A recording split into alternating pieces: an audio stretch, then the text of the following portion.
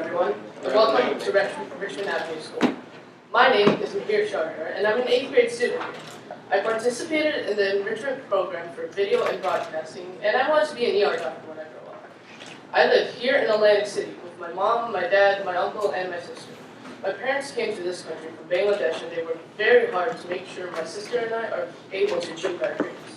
My mom is a slot attendant at Paras, and my dad works 2 jobs, one being a security officer at Caesars, and the other being a slot attendant at the brand new Ocean Resorts Casino.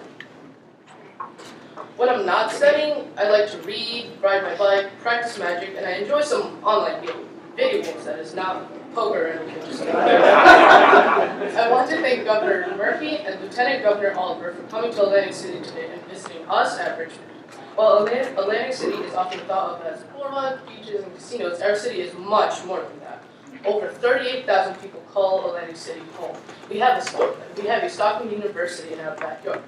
Almost 25% of our residents are under the age of 18. Like me, each and every person who lives in Atlantic City has dreams and goals for the future. Governor Murphy's visit to our school and city shows that New Jersey cares about what comes next for people like me. Because of the support we are seeing from the state and the support I have gotten from my family and teachers, I know that one day I will achieve my goals. I am excited for the future here in Atlantic City and proud to call this my home. Now, without further ado, it is my honor to introduce Governor Phil Murphy.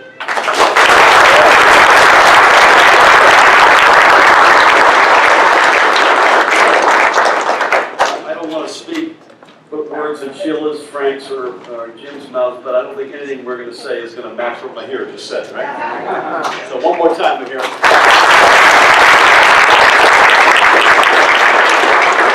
Please let your mom and dad know we might be giving them a little bit of business later on tonight, by the way, as well. Good afternoon, everybody. I'll tell you, I am incredibly honored to be here in this historic city, which has played such a unique role in our state's history. I'll talk about the folks up here with me in a moment, but this is a room filled. First of all, I want to thank the Richmond Avenue principal and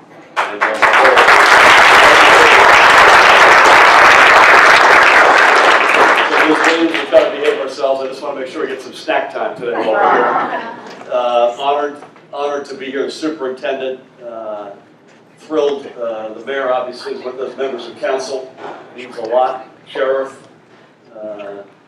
Assemblyman will come to you, John, in a bit. To freeholders, to representatives of the county executive, faith leaders, community activists, law enforcement, first responders. This is a room full of VIPs. And I know I speak on behalf of all of us that I'm thrilled to be with you. When I ran for this office, I said that I wanted my administration to be a partner in Atlantic City's renewal.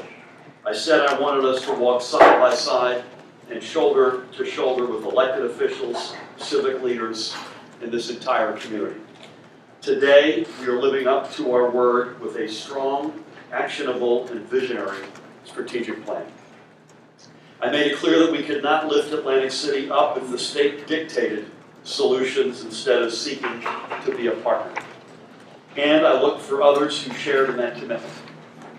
It is one reason why I asked Lt Governor Sheila Oliver to serve as our Commissioner of Community Affairs.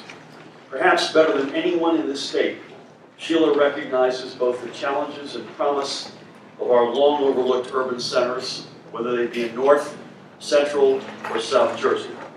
And I knew that she would be a voice for Atlantic City and its residents at a time when they needed champions.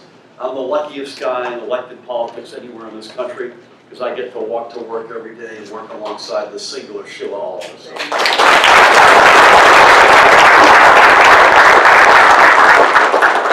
It is also why we asked Jim Johnson to serve our administration as special counsel to help position Atlantic City to climb out of the state control it was put under by the prior administration and to put in place the guideposts that will lead to a stronger, more sustainable, and more resilient future. And I want to just say that Jim has done an extraordinary job. This report...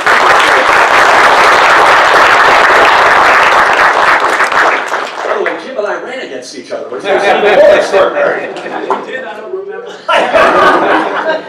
just, Jim, I'll tell you, you could be doing a lot of things in life, and the fact that you chose to accept this mission and this challenge speaks volumes about who you are, your character, your intellect, your passion, and you've done an extraordinary job, so thank you, Colin. Let me start by saying as clearly as I can that Atlantic City is on the rise. There is so much new energy to be found here, from the boardwalk to the marina to Chelsea and parts in between. So far this summer, 2 casino properties were reborn into modern and inviting places for people to come, play, and stay. And with our efforts to legalize sports betting, Atlantic City's casinos now have a new tool to attract new customers. And from the early results, they're doing just that. Stockton University's Gateway project, which I believe is opening as we speak, has redefined Atlantic City's South End, bringing hundreds of students to live and learn here, while hundreds more are coming in for work at the new South Jersey gas headquarters. On the northern side of the boardwalk, Pauline's, so-called Pauline's Prairie, a forlorn, vacant property that symbolized so many years of good intentions but poor execution, has been transformed into 600 North Beach, the first market rate housing in Atlantic City in 5 decades. And I'm thrilled later on today. I've seen it a couple of times already, but I'm thrilled to go on a tour of that property later today. It's a huge step. This is all progress. It is progress that is diversifying the city's economy while it creates new jobs and new opportunities for residents who have fought and stayed through years of uncertainty, boom, and bust. Now, together with local leaders, we're going to take the next step. And I thank those leaders who are part of this undertaking, and it begins with this guy right here, Mayor Frank Gilligan. I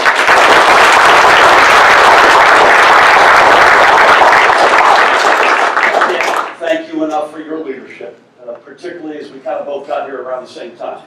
And you've been a great partner with Sheila and Jim, and look forward to continuing to work with you in the years ahead. And with you, obviously, the entire City Council, some of whom are here today. I want to shout out Council President Marty Small, who's not, School Superintendent Barry Caldwell, Police Chief Henry White, the Atlantic City Fellowship of Churches. I mentioned faith representatives were in the room today. We could not ever come close to where we want to be without leaders in the faith community in this town. The NAACP, on whose national board I'm proud to say I formerly served.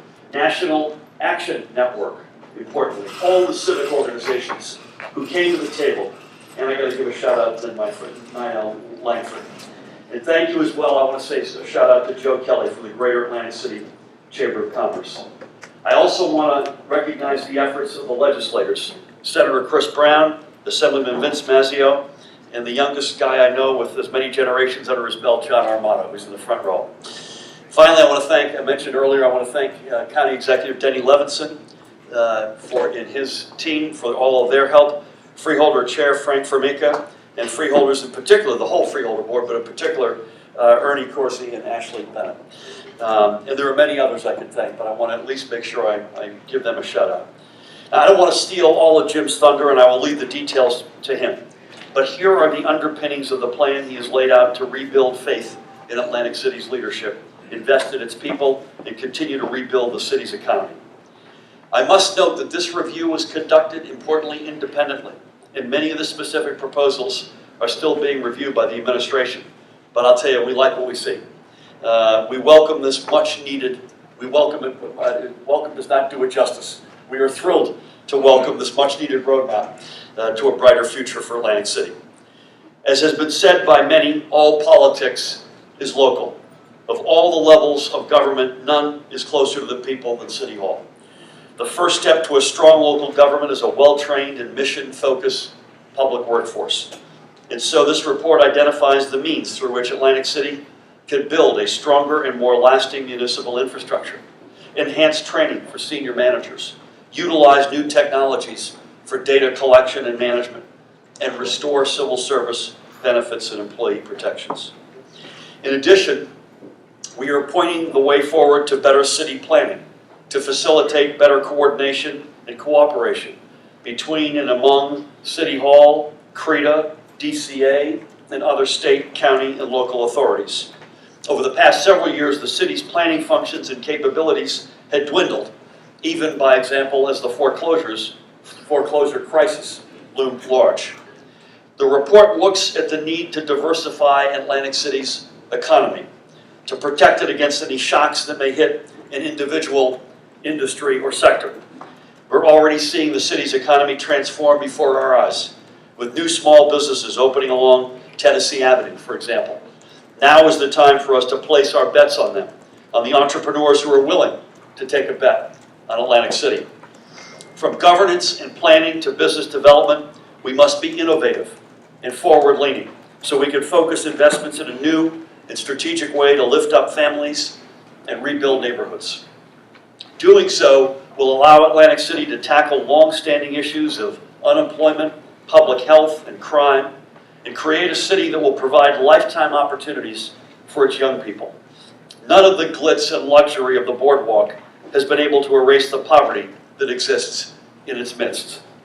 But bringing all stakeholders together, from our offices to local healthcare providers, educators, police, and community-based organizations, we can create the programs and find the funding necessary to improve the quality of life for all who call this great city their home. And since we're at a school today, and happily so, let's keep in mind that there are 10,000 children who live in Atlantic City. They are often described as Atlantic City's forgotten or invisible citizens. Well, we see them, and we will not forget them. In accordance with the report's recommendations, today I'd like to call on CRETA to come up with a way to dedicate funding for the benefit of youth in this city. This is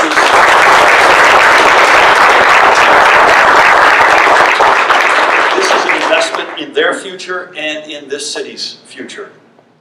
We also point a way forward for partnership between and among the state, the Greater Atlantic City Chamber of Commerce, and the Atlantic City Schools to identify internships and entry-level positions for young people to start on the path to a good career and new ways to help those with criminal convictions on their records to get a job and a new chance at life. In fact, I just came from the Convention Center where a new apprenticeship training program is being born.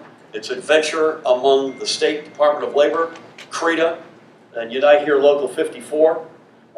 It's directed at hospitality jobs, and they list the criteria that you must have in order to apply to get into the training program. And I'm proud to say that the last bullet point says something like, we actively encourage ex-offenders to apply for this training. And count us in. And at the state level, we will look for ways to strengthen the hands and secure the futures of Atlantic City's and South Jersey's largest employers, the casinos, to ensure that the near-complete collapse of the local economy we saw just a few years ago is never repeated. As you can see, Jim has had a lot on his plate over the past 7 months. But the plan that he and his team, and I have to give a shout out, that team includes my dear friend DCA Senior Advisor Braxton Plummer. The plan that they have put forward is an all-inclusive blueprint for building a stronger city, a stronger regional economy, and a more secure future for the people who live and work here. Atlantic City has been counted out time and time again, only to rise up time and time again to fight on. But I don't want to see this great and historic city on the map again. I don't even want to see it on the ropes ever again. Everything Atlantic City needs can be found right here within its borders. Great people, yeah.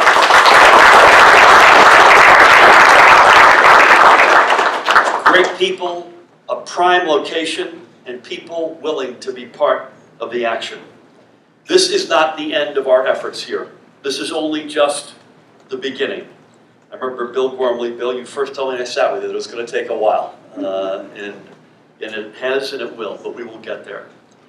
I want to close with the words of the late mayor, a former colleague of Bill's, Senator Jim Whalen, who believed in Atlantic City with all of his heart and soul.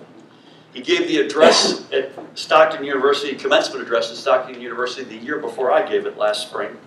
And he encouraged the graduates, and I quote Jim, who was a dear friend to many of us, "Don't be afraid to make mistakes. You're going to make some. Keep going, and you will make some more. But go a little further, and you will get it right." We have learned from the mistakes in Atlantic City's past, but we are going, in Jim's words, to go further.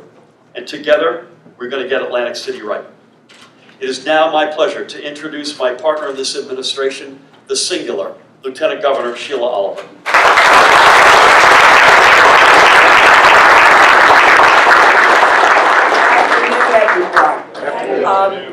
As I gaze out of the windows, something that the governor started off with, and he said this historic city. There is no doubt there is no more historic city in our state than the city of Atlantic City. No doubt about it.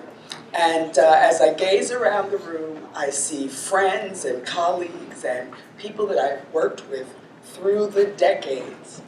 And I thought, why do we make so much of there being a north and south divide in our state? We are a state of 9 million people. We could fit into the 5 boroughs of New York City. So I think that one step forward, and Jim certainly is going to describe a lot of detail for you today, I think it is time for us to stop thinking in terms of there are 2 sectors of this state.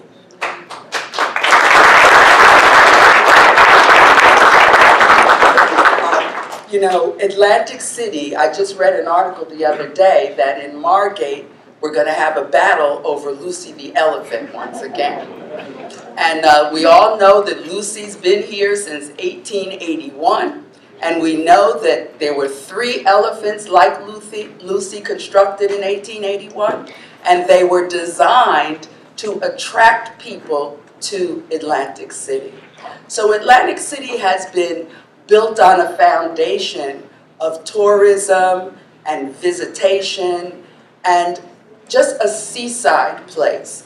I mean, I'm sure with all of the asthma that we have today in the 2000s, years ago, people came to Atlantic City for the health benefits of the ocean. So there are a lot of assets to be built upon here. I was a member of the legislature when the deliberations began about a, quote, state takeover of Atlantic City. I belonged to the group of legislators that did not believe in that terminology, takeover.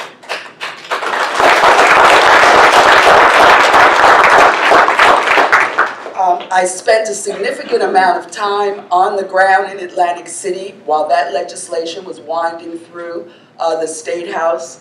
Senator Ron Rice and others, we had forums throughout the city to hear from the people of Atlantic City and to hear the distress around being, quote, stripped of, quite frankly, what many believed was their citizenship. Governor Murphy and I, during the course of the gubernatorial campaign, made a commitment that when we were elected, it would end the prosecutorial mentality that, quote, state takeover seemed to imply. We are going to utilize utilize what that legislation is, but turn it around to be something that is positive for the people of Atlantic City. And Jim has done a phenomenal job. And you will all get to read during the course of the next few weeks the content of the work that he has put together. I think, Mayor Gilliam, you probably can bestow a key to the city upon Jim Johnson. He has left no stone unturned, from health care to the older residents of the town, employment and training, the school system, the faith-based, the small and medium-sized businesses in Atlantic City, dealing with the public safety sectors of the community, the taxpayers, dealing with the issue of homelessness and social services. So we have developed a comprehensive view of the city of Atlantic City, how the assets you have already can be built upon, and how we as the state government can be a partner with you. Early on in the governor's administration, we convened a meeting with every cabinet member in the governor's administration.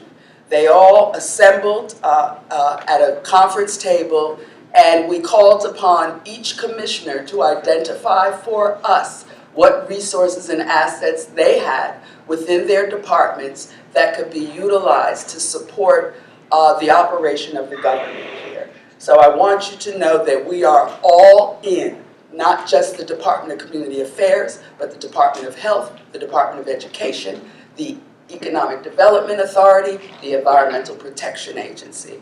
And, you know, I administer a division that's called the Sandy Division, back from 2012, and we even will have the presence of our Sandy Division personnel, because you have not yet taken advantage of resources available to this town as a result of what occurred to you in 2012.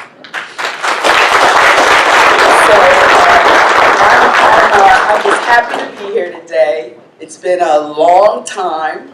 The other thing the governor did, which we were all pleased with, we brought back, quote, local control of this takeover law. And you know that the prior administration had appointed a law firm here, and not that I don't like law firms, but law firms don't know about grassroots community. And I think that that was the first and best decision that Governor Murphy made, and he made that decision from day one that we would not have the law firm here, you know, operating your government on a day-to-day basis. Mayor Gilliam has described to us that this is the best it has been in Atlantic City in a while, because he also served on council. And he said that it's been a breath of fresh air dealing with our administration, and it has been a breath of fresh air us dealing with Mayor Gilliam. I also want to give a shout out to my Deputy Commissioner, Rob Long, because once we booted out the law firm, it became his job to continue the communication on a day-to-day basis with the officials of Atlantic City. So we look forward to continuing this work. We have a comprehensive and strategic plan, and please know that as all great cities, Atlantic City will reinvent itself, and it will reinvent itself based on what we have learned, as the governor pointed out, the mistakes of the past. So let's get to work.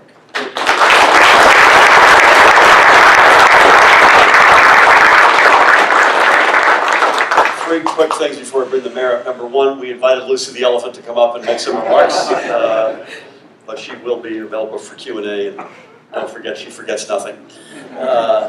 Secondly, I mentioned CRETA a couple of times, and I didn't see him before, but I now see its executive director, my dear friend Matt Doherty, is with us. Matt, thank you.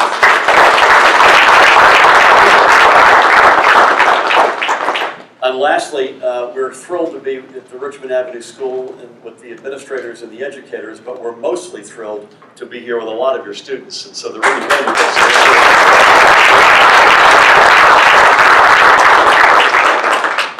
again, I can't say enough good things about the working relationship that our administration has had in our first 8+ months with the mayor and council in Atlantic City. It's my honor to introduce Mayor Frank Gilliam.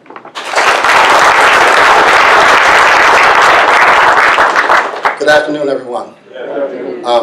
Before I even get into my spiel, I got to make sure that I give a shout out to my council colleagues that are in the room. Can you please stand?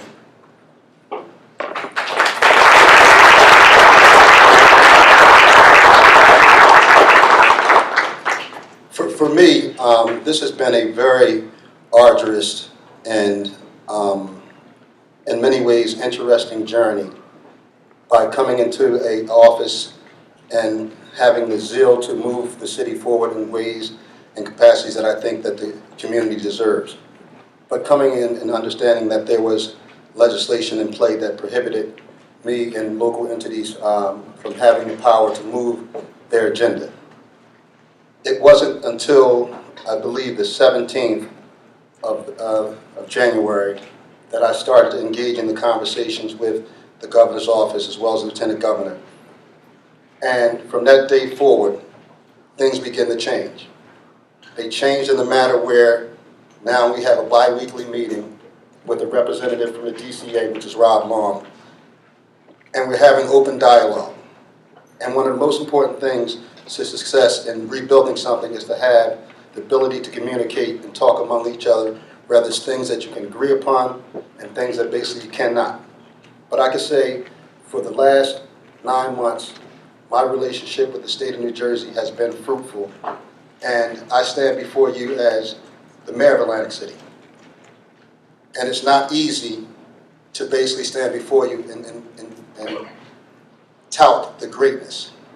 The city is great because of the people of the city.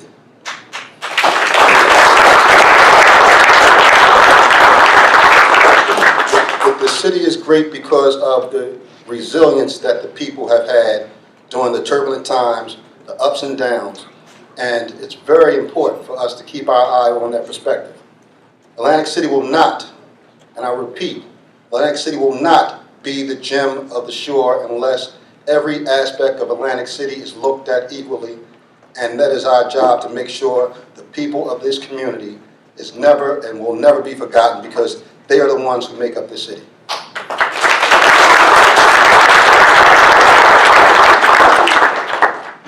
Along the campaign trail, we locked arms with the Murphy administration, and we said that we were going to basically make Atlantic City a much greater place than it has ever been. There were doubts in certain people's mind as to whether or not this administration was going to keep to its word. I can firmly tell you I've never had a doubt, because a lot of times where there's things basically being spewed in the papers, I've always had a direct conversation with it. It was with Lt Governor Oliver as well as the Governor Murphy. And because today signifies the ribbon cutting of Stockton, it also signifies the opening of an opportunity and new day for Atlantic City. This has been a long time coming. Rather, it was done with the intention of improving the city. There were things that were done that basically caused us to basically go back 10 steps. And this report, and I can graciously say that, Jim, it has been a pleasure and an honor to work with a gentleman that has so much passion and commitment for a community that he does not even live in. For him to basically do this on his own dime.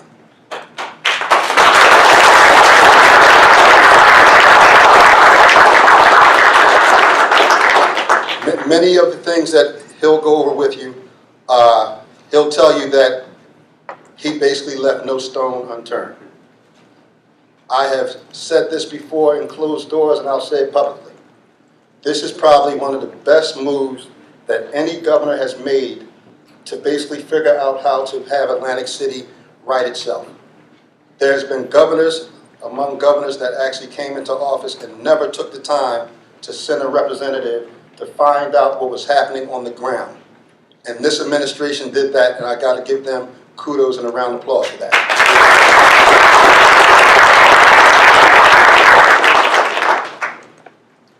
Atlantic City is probably the best city in the universe. And because we are the best city in the universe, we should take ourselves in a much more serious manner. We cannot and we will not look at ourselves as a welfare case, because we're not. We will not look at ourselves as a dilapidated town, because we're not. Every town in the Union has basically gone through ebbs and flows. But there's one town that I could guarantee you that will never fall into the Atlantic Ocean unless the green gas and all the ecosystem changes. But from a standpoint of the true resiliency and the true heart and gut of what these people of Atlantic City represent, I am proud to say that I'm the mayor of Atlantic City. I am proud to say that I'm looking forward to the future and all the opportunities that are lie for not just us, but those young people that are sitting back there. And that's what this is all about, creating an opportunity and a window and an avenue to have young people in Atlantic City to look at their town and to be proud of what they are. Amen. And in closing, a famous individual, Lt Governor, said, "What is work? Work is love made visible." And that takes a lot of love and a lot of commitment to make sure a city like Atlantic City finds its way back on top. Just about there, folks. The best has just begun. Thank you.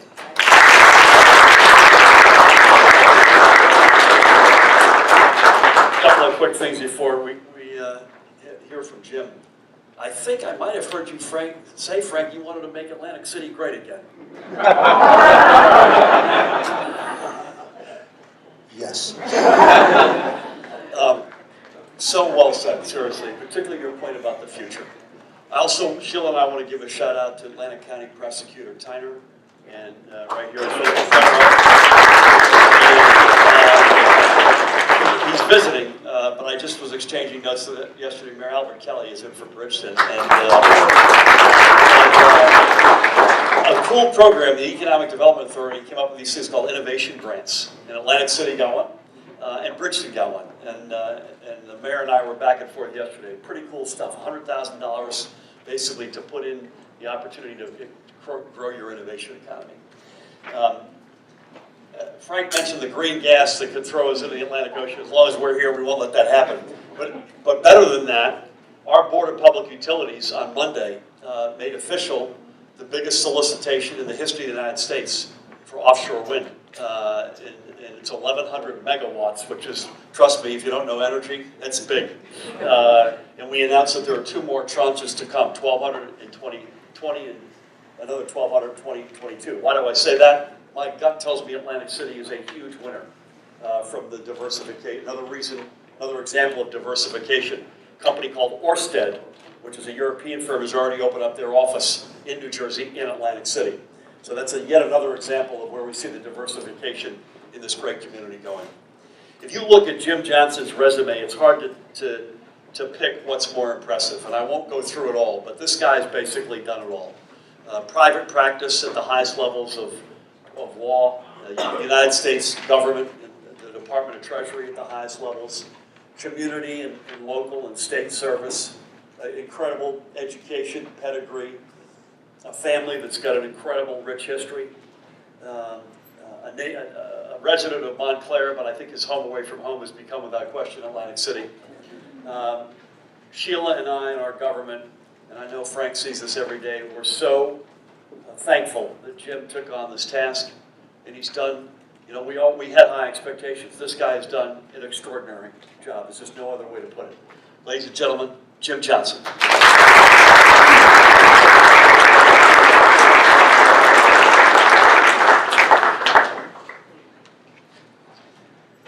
So I have some prepared remarks, but before I get to my prepared remarks, I have something to say. I've been listening to a lot of people talk about, and it's great to hear it, Jim Johnson's report and Jim Johnson's work. My work was actually listening to the people of Atlantic City. That was my job. And so what I hope with this report, what you get and what you will read is your own voices, your own ideas, with actually some meat on the bones to help move things forward. This is your report, and at times I was just your secretary.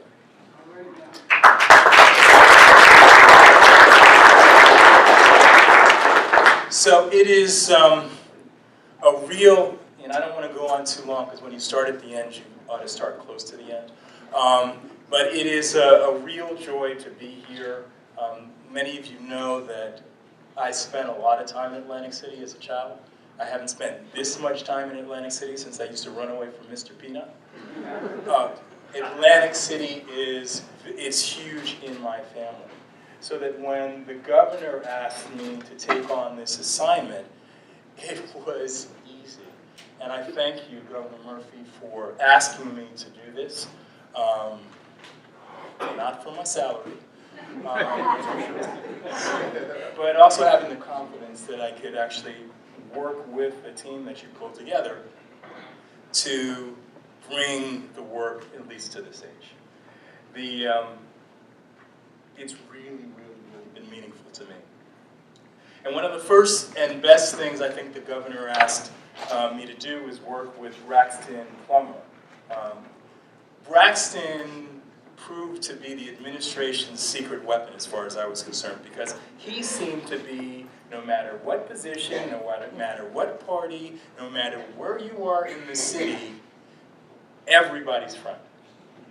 And one of the things that a piece of work like this requires is trust, and Braxton brought that to the table. So Braxton, thank you so much.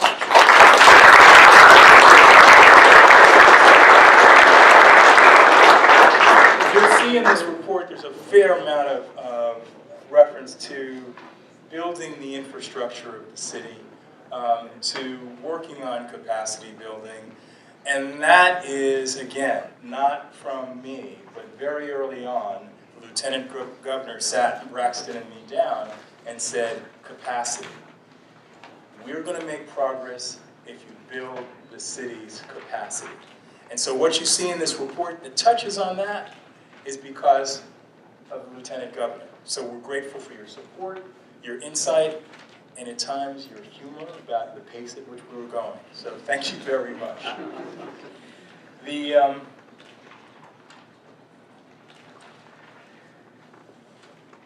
There are folks in the room who have not, and I'm just going to take 1 second because this is really important to me. As Braxton and I started to do the work, it became pretty clear that A, it was not a 45-day job. We are, I think, at day 180, which means I've earned 50 cents. And B, that in the words of Jaws, we're going to need a bigger boat. And so we had a lot of help from a person who's been my friend, was my colleague, actually was my employee at one stage, Matt Platkin. I now work for him, and his team. Matt, deserves a shout out.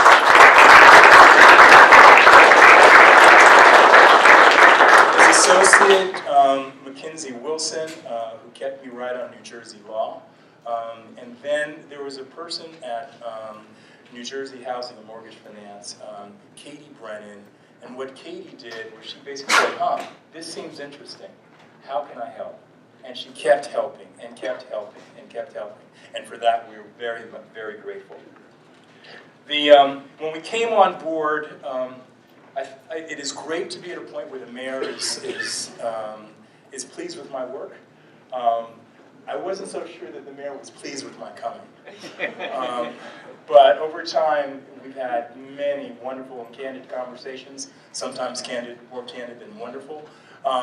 And we are at a point now where we're both very excited for this city to move forward. So let me tell you about where I think we are and what the steps are going forward. There's a lot of excitement, and you heard in the governor's description of all the things that are coming to Atlantic City. This is a time of extraordinary promise, and it is exciting. But when you look at the report, and you look at the record and the history and what's persisted in Atlantic City over generations, we all have to understand that this is a moment as well. This moment of promise is also fragile. And the point of this work, and this was the governor's message to me, it was reemphasized by the lieutenant governor, is to work on a plan for all of Atlantic City. And that's what this is. To be comprehensive, to be inclusive, and to listen. Some of the data that you'll see in the report are these. When the casinos came initially and they first opened up their doors, within the Casino Control Act, it said these were going to be an unusual tool for redevelopment. The promise was to lift people up, and all of Atlantic City up. At the time, the poverty rate was 25%. Today, it's more than 37%. We need a different way forward. It is a city with 10,000 children, and the governor has already talked about those children as considered the forgotten or invisible citizens. A third of them still live in poverty, more than a third. We need to lift this city up. We asked Rutgers to come in, and at no cost to us, the Rutgers School of Public Health studied the health effects, the health impacts, the life outcomes in Atlantic City. All of us should take a look. It's included in the report, a part of the Rutgers study. Atlantic City has among the highest rates of infant mortality in the state. It is almost double that of Newark. It is probably about 20% higher than that of Camden. And it is something that not only do we need to talk about, but we need to address. This needs to be about lifting everybody up. I say I raise these issues not to be a downer on a day that is hugely optimistic, but the governor asked me to do a job, to look at the facts, to keep it real, and to then to be clear-eyed with everybody about the way forward. And I hope that this is what this report, which reflects all of your input, does. So let me describe really quickly, because I don't want the next person to say good evening after I finish. Let me describe really quickly what some of the highlights are. The governor's already talked about the fact that we want to strengthen city government. That work is underway.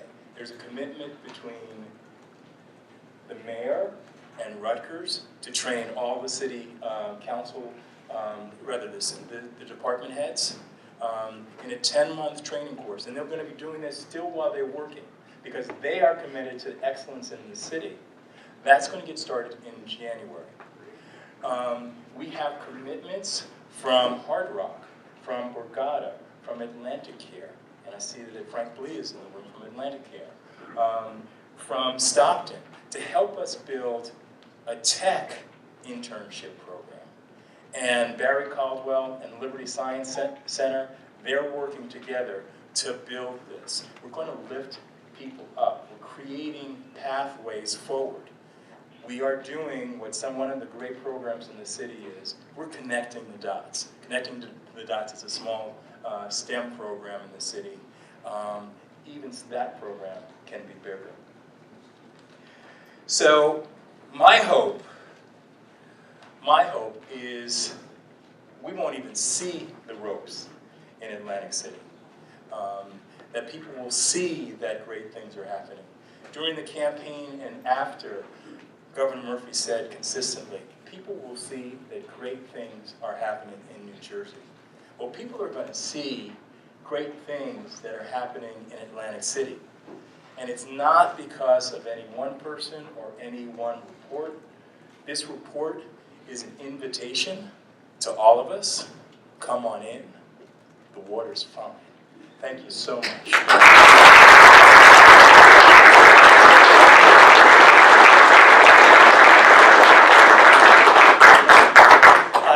I'll tell you, could not have been better said. Again, Jim, thank you for everything. I mentioned Senator Chris Brown earlier, and I'm now told he's with us. Chris, where are you, man? He was here and left, so please tell him I said hello. You mentioned Atlanticare and some of the casinos and others. I mentioned in a litany of the folks represented today. I should have said the private sector is in the game here, both in the study as well as, more importantly, in the future. And you mentioned Braxton, and I just want to say this. I've known Braxton as a dear friend for going on 5 years. Braxton's the first day I've ever seen you in a suit. So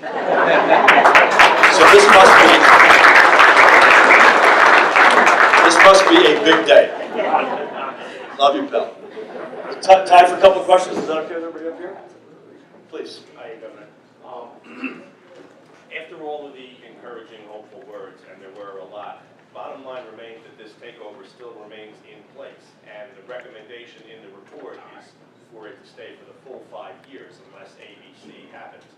Would it be fair to say that once you got in, opened the hood, started looking around, there was a lot more work to be done than you figured? No, I'll give you my answer, but I'll love Jim to come in and give you a little bit more meat on this.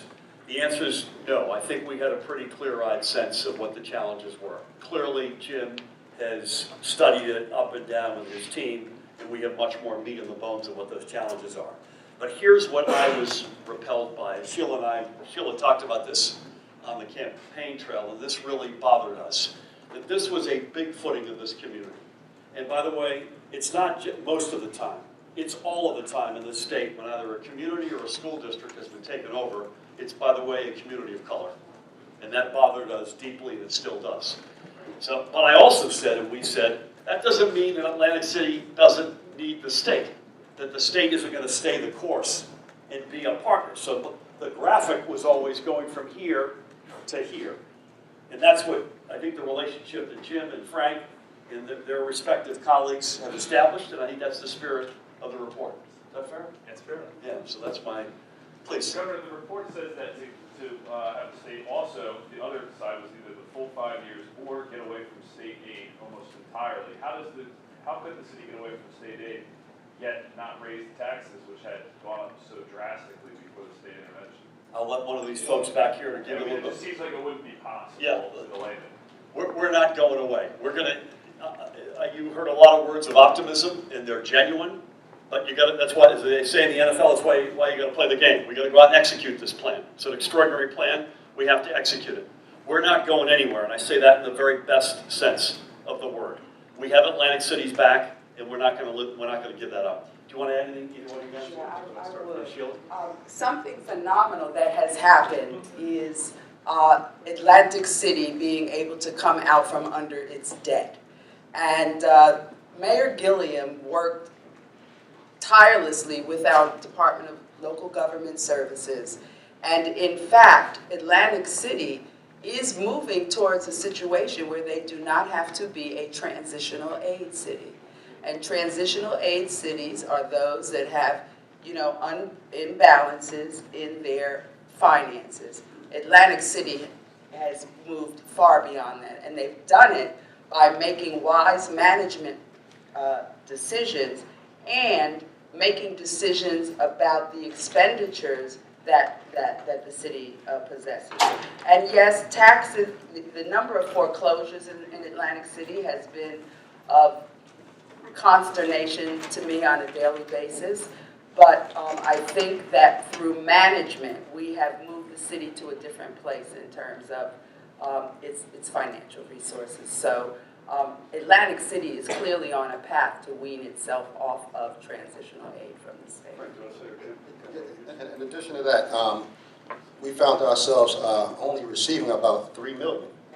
$3 million in aid when it was prior years of up to $26 million.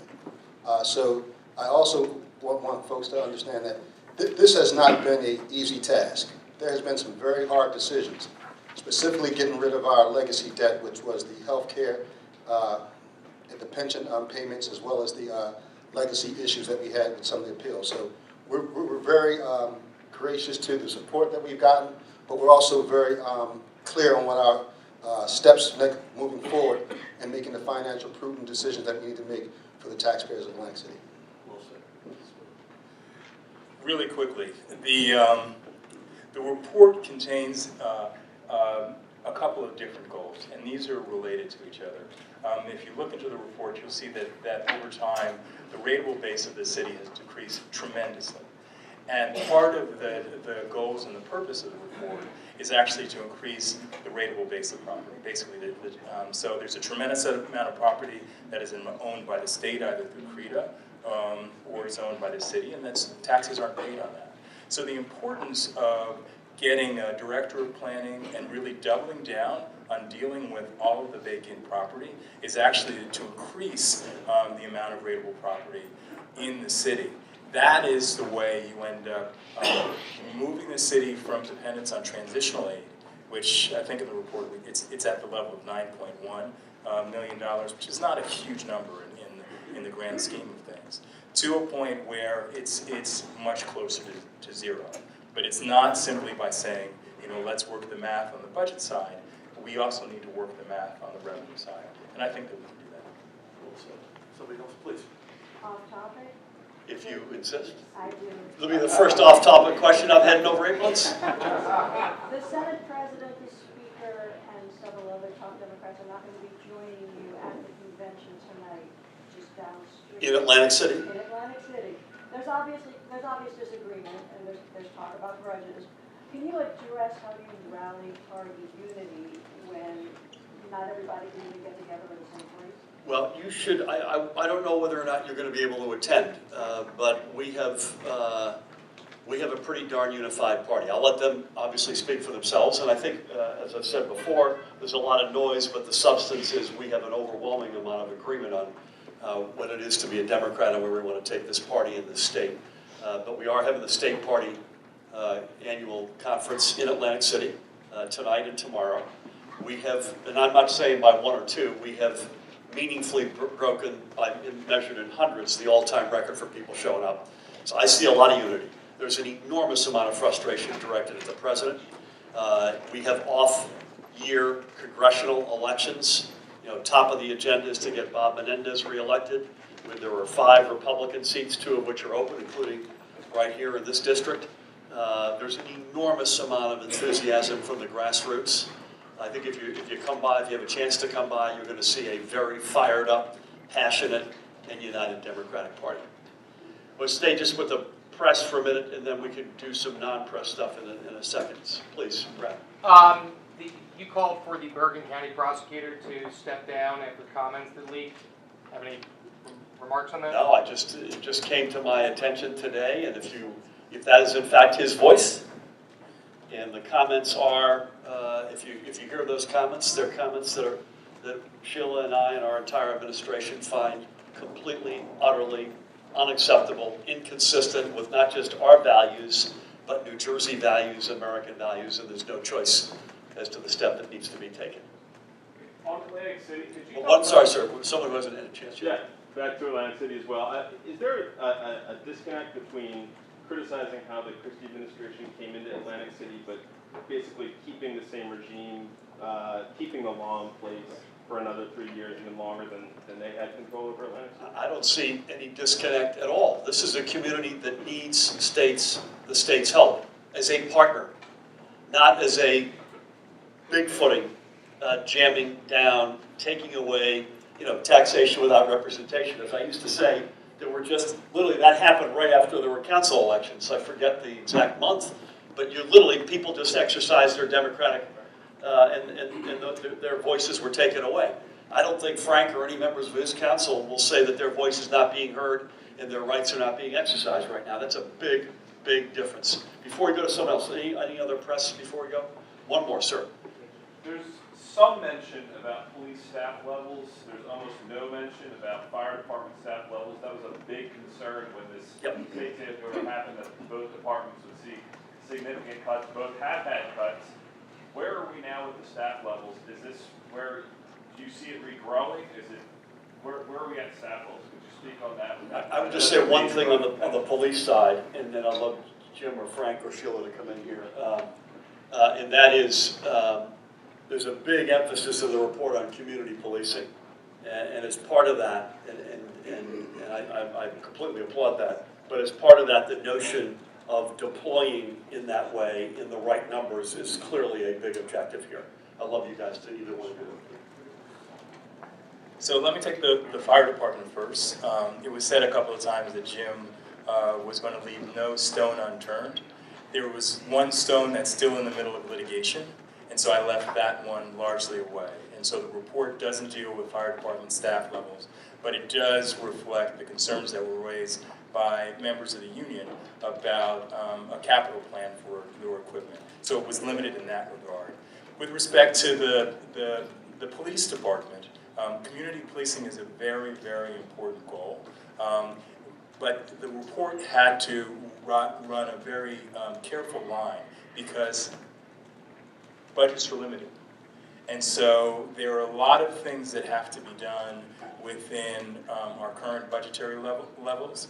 And if we can find additional money, then there are policy choices that might affect where we go with the police staffing levels. But we're in a circumstance where many of the people in City Hall have not had raises in a very, very long time. And we have, when you look at the report and you see it, the public health function has withered away.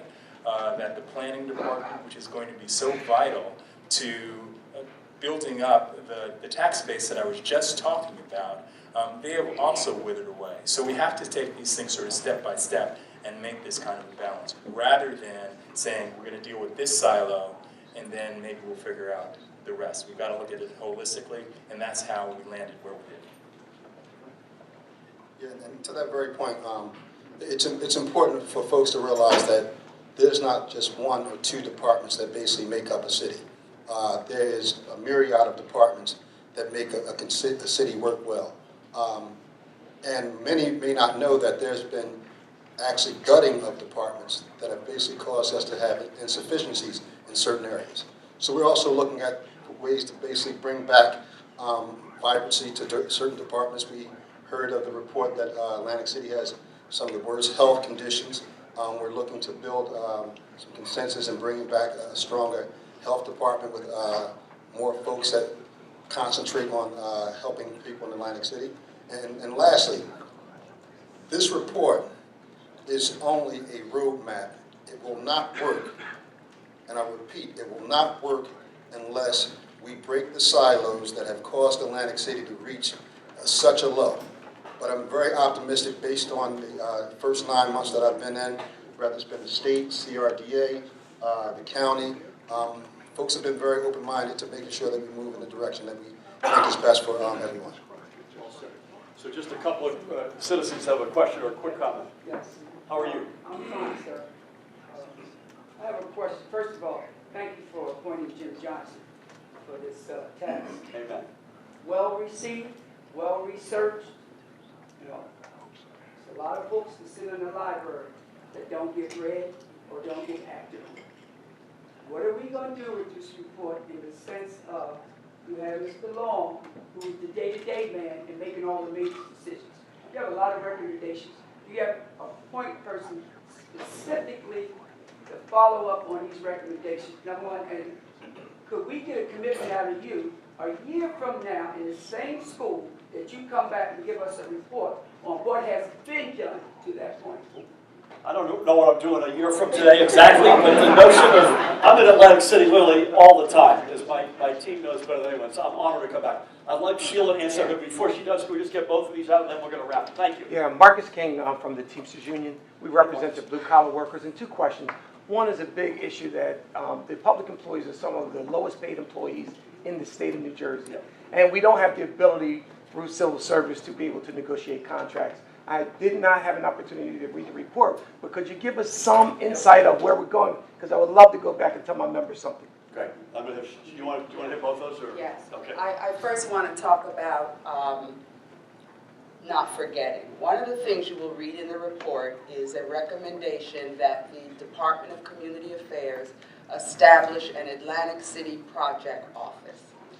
That will be staff wholly dedicated to working with Mayor Gilliam, working with the stakeholders in Atlantic City, etc. These would be people who do nothing else as their DCA job than to focus on Atlantic City. And I had learned that when the legislation was first implemented, the people who were here implementing it had never even set foot inside of City Hall. That will not happen in the Murphy Oliver.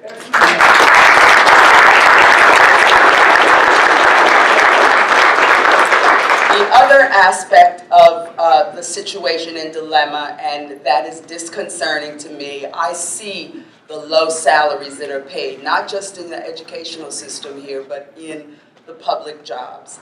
And we are strapped with a piece of legislation that was signed into law. The only way you reverse what it says in that law is if the state legislature made a decision that they were going to amend, that they were going to restore civil service. These are some of the reasons why I, as a legislator, did not vote for that legislation. And we tried to get others to come along with us.